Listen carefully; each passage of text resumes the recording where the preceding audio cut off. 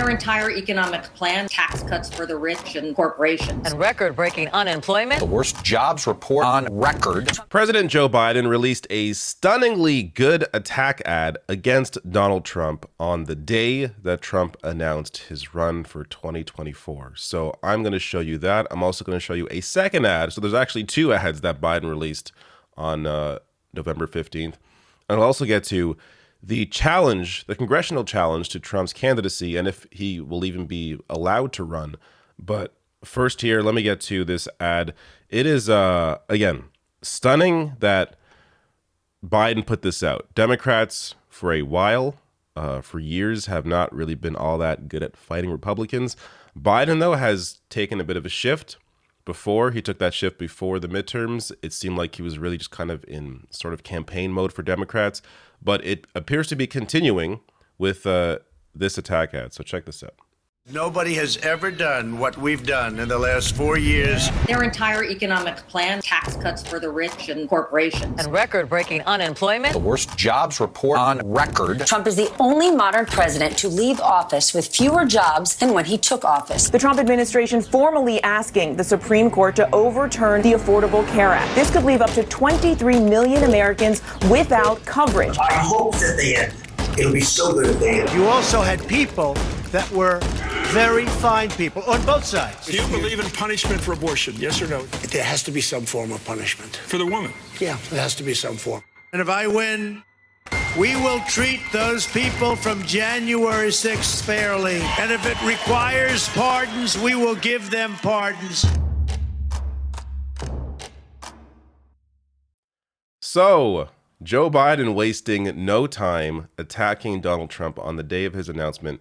Now, before I get to the challenge right now to Trump's run and the second ad that Biden put out, the reason why I find this ad to be so effective is because it both combines the record under Trump, his policy failures, as well as the garbage that Trump has said, like coddling extremists, good people on both sides.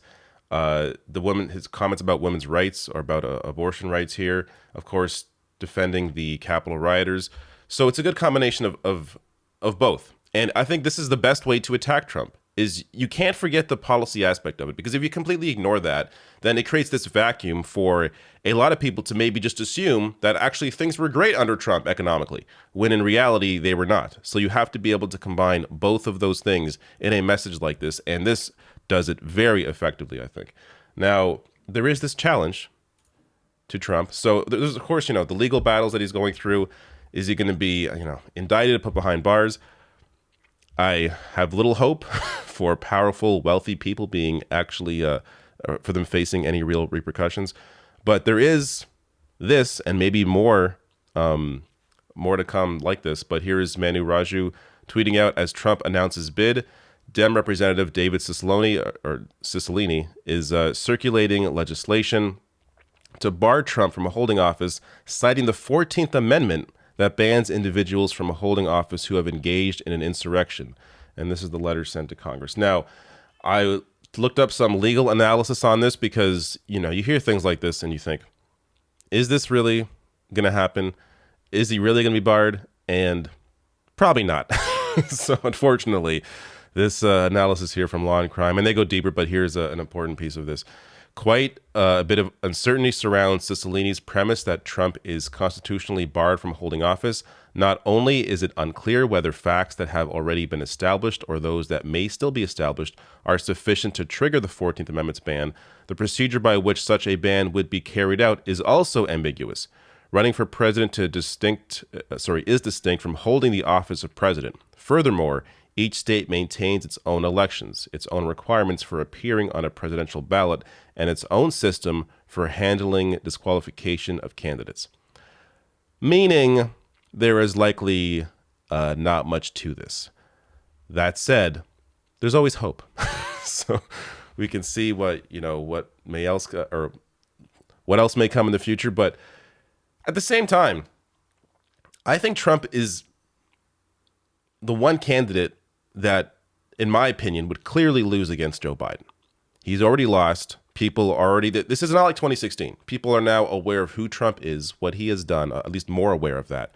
And I I have a hard time imagining him being able to win against Biden in 2024, especially considering how many more young voters are now coming out to vote. So if Trump becomes the candidate for the right, I think it's actually good news for Democrats. And someone like Ron DeSantis, who was a little more of a lesser known figure, is able to sort of create the image that he wants to create for the nation. If he runs, I think he would have a better shot against Biden or whoever may be a Democratic candidate. Maybe Biden doesn't run, but I think DeSantis would have a better shot, which is why Trump running again, while it's of course risky, it's no more risky than DeSantis. And you could argue, I think DeSantis would be more effective for the right as a president than Trump is.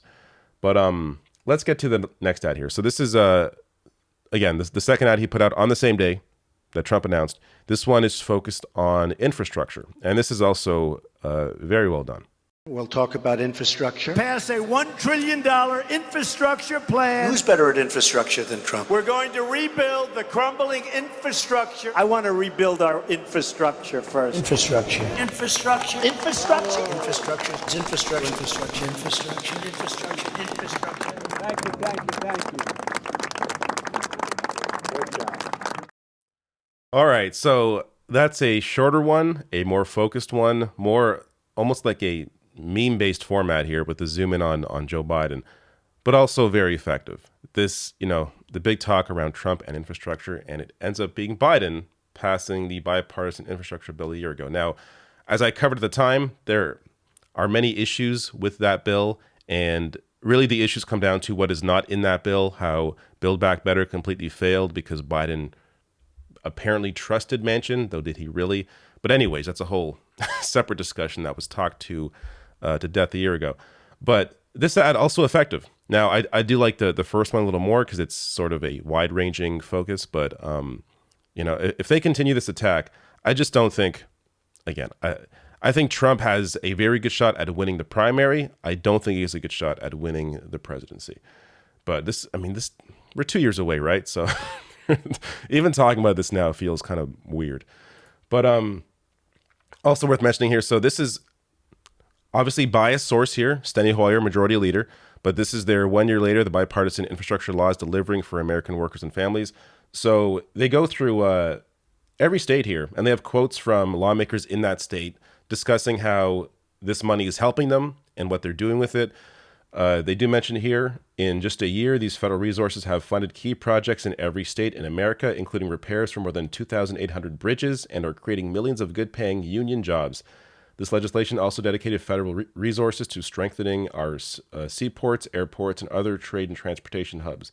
1 year later, here's a look at how the law is helping. So it is still, it's only a year into this. It takes a while for this sort of investment to catch up and have any real impact, or at least for you to feel the impact of it. But all around here, like for Biden to now already start this attack on Trump because Trump has now officially announced and filed the paperwork to run, I think it's good. Start this early. Don't wait until it's too late. Begin framing the discussion, begin defining who Trump is, reminding people who he is, the chaos that happened under Trump, I think is a good way, a very effective way to go after him.